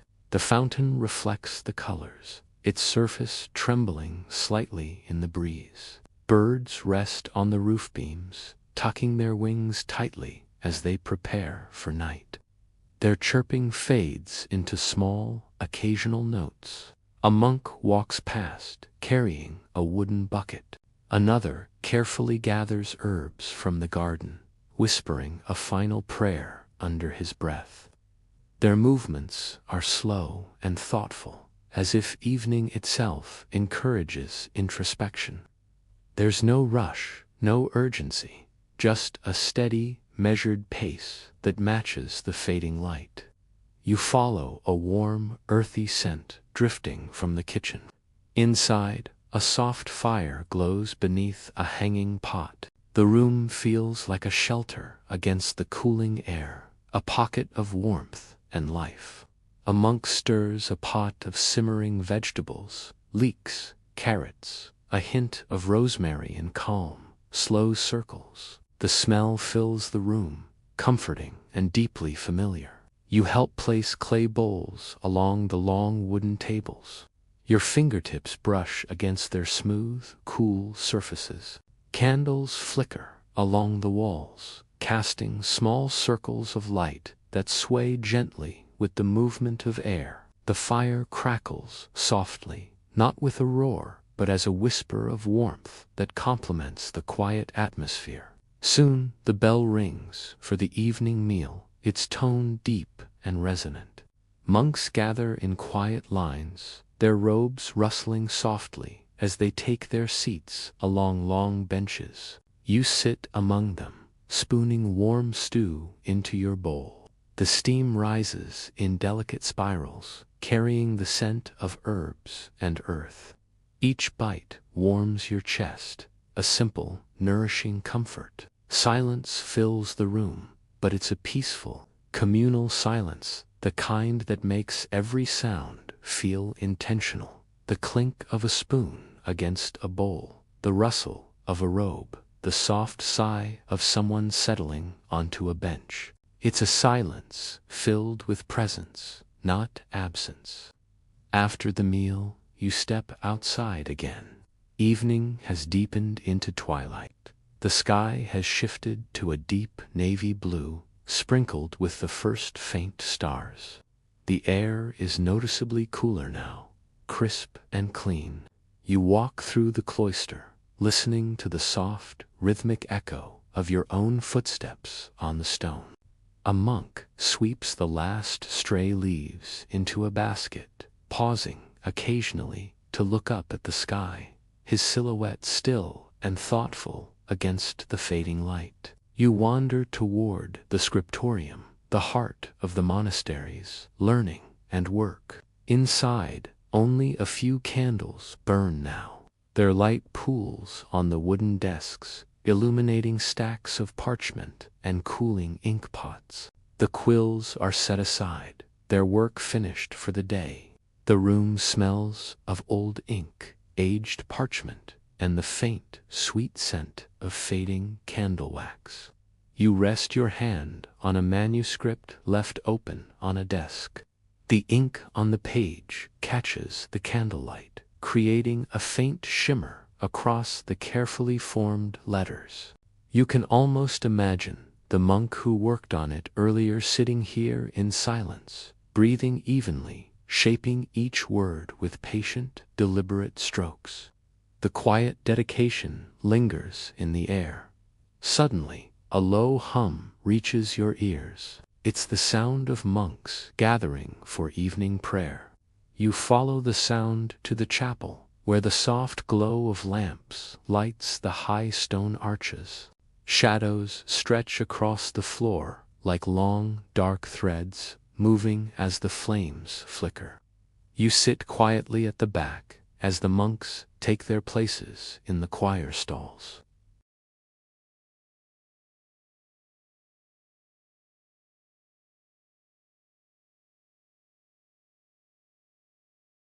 The harmonies blend into a warm, even flow of sound.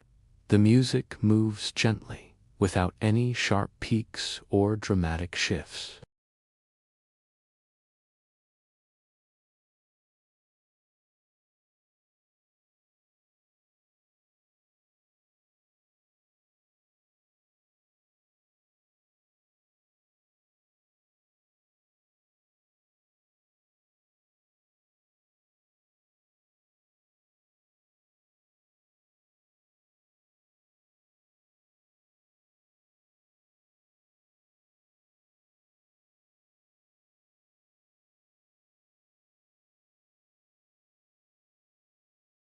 The monks leave quietly, their steps fading down the long corridor until all you can hear is the gentle hiss of the last few candles.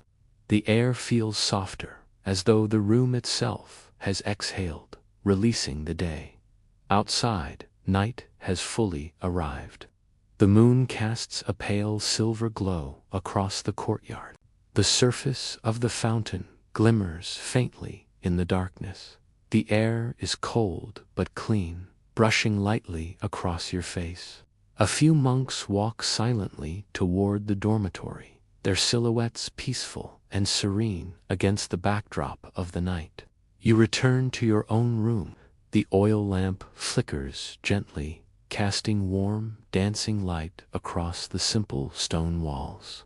You sit on the edge of your straw mattress and breathe deeply, feeling the day's quiet rhythm settle inside you like a slow, steady heartbeat. Lying down, you pull the thick woolen blanket over you. The room is dim, the air is calm. The monastery around you has folded into complete silence, a stillness that is both deep and comforting.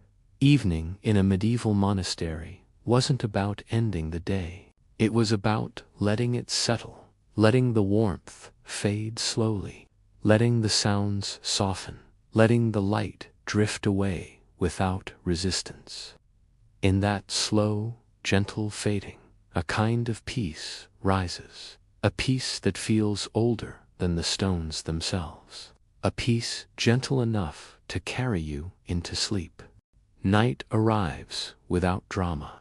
It moves across the monastery like a slow hand, smoothing the edges of the day until they blur. You notice it first in the way the light thins, not an abrupt cut, but a long, gentle drawing of color toward the horizon. The stone cools under your feet.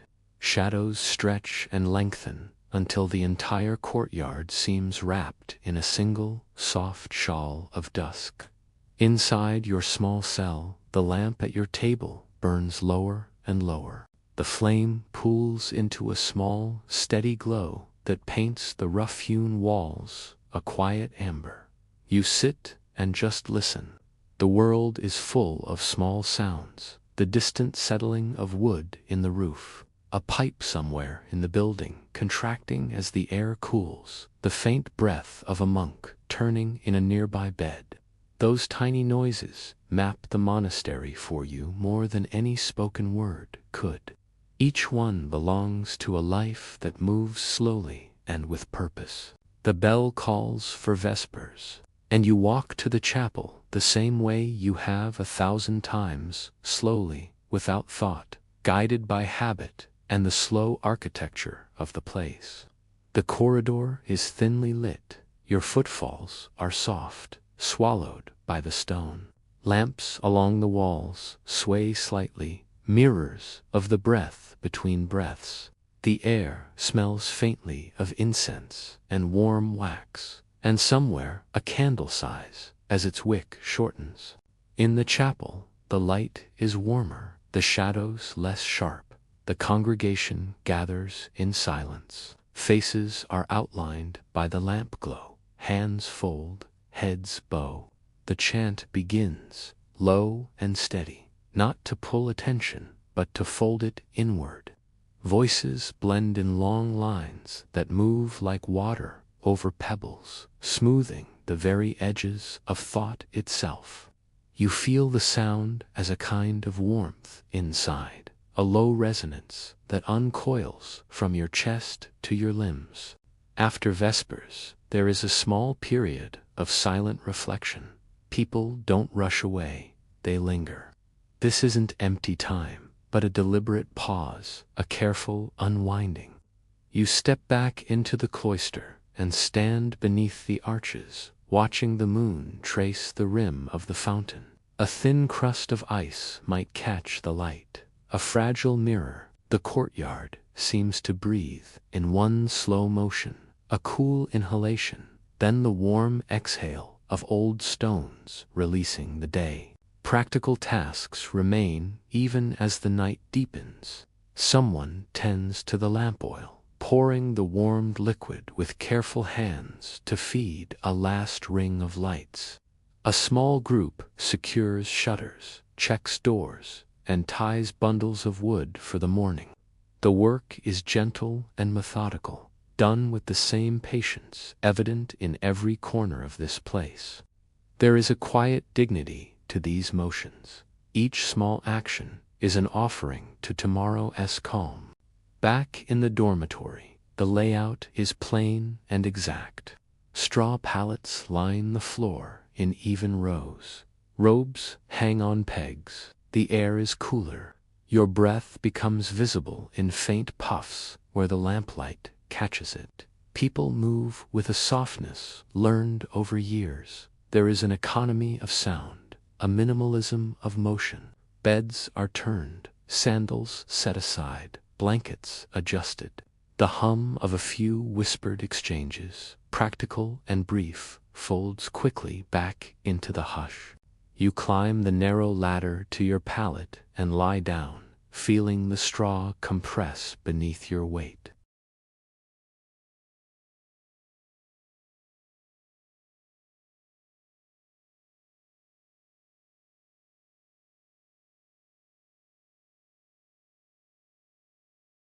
You pull the blanket up slowly, aware of its small weight on your chest, aware of the breath of another person nearby matching your own. The sensation is oddly comforting. You are not alone in this stillness. Outside, the wind moves across the roof and carries distant farm sounds, with itan animals shifting, the low echo of a dog, a far-off creek. These edges of the world remind you that the monastery sits inside a larger life, one that goes on even as you lie perfectly still. You let those sounds lace into your rest instead of resisting them. They become part of the smooth fabric of the night. The lamps, tended previously, burn on in the corridor, but in the dormitory, the light is dim and warm. The human body, after a long rhythm of activity, begins to slow in measurable ways. The heart rate drops, breath lengthens, muscles relax. A monk's shoulders, tense from a day of labor, sag. Another's jaw unclenches. Eyes close, lids flutter, then settle. In the few low-voiced conversations that remain, meaning shifts from news to comfort, a remark about the weather, a brief question about an errand tomorrow. Nothing crucial, just the trivialities that stitch days together. If you listen carefully, you can pick out the layered sounds of sleep settling. The faint rasp of someone drawing a blanket close, the rhythmic breathing that becomes almost like a distant sea, the soft click of a shutter set right. These sounds are not emptiness, they are presence, a living hush. The monastery holds them and adds its own slow pulse, the settling of ancient beams, a small drip from a gutter, the soft nesting of a bird in an eave. They are the scaffolding of rest. Thoughts arrive and leave like passing clouds. Without the constant clamor of modern life, your mind tries simpler things, remembering a moment from the day, tracing a sequence of small duties, feeling gratitude for a warm meal. Sometimes a worry slips in about the weather, the stores of grain, an ailing elder. But the atmosphere here contains worry in a different shape. It is acknowledged, set aside, folded into communal prayer. Then it loosens. There is time for concern, but the night prefers resting. Gradually, the rhythm of your body matches the rhythm of the place. Your breathing slows, your limbs go heavy. Your awareness pulls inward until the edges of thought soften. Sleep is not an abrupt fall. It is a gentle submersion, like easing into warm water. One sentence of thought fades into another, then slips away. There is no cinematic dream, nothing sudden or flashy. Instead, sleep arrives like a quiet tide, steady and inevitable. Even in the small hours, the monastery remains awake in subtle ways. The watchman's soft foot on a stair, someone opening a window, a sliver to let in clean dawn air, the faint clink of a bowl returned to the kitchen. These are not interruptions, but affirmations of life, gentle checks that everything is as it should be. They anchor the night without breaking it. By the deepest hour, only a few lamps burn in the great hall, and the sound of the world has shrunk to its barest outline. Your sleep is thick, comfortable in its simplicity. The monastery continues to breathe a slow, ancient exhale until light begins to gather on the far horizon, and the day prepares, in its own unhurried manner, to return. You wake eventually, not shocked or jolted, but pulled gently upward as the light changes angle and a tiny warmth returns to the stones. For now, however, the night holds what it promised, a soft, patient quiet that allowed the body to loosen and the mind to settle. Nightfall in a monastery does more than end a day. It slows time enough to let you fall into the kind of rest that lingers.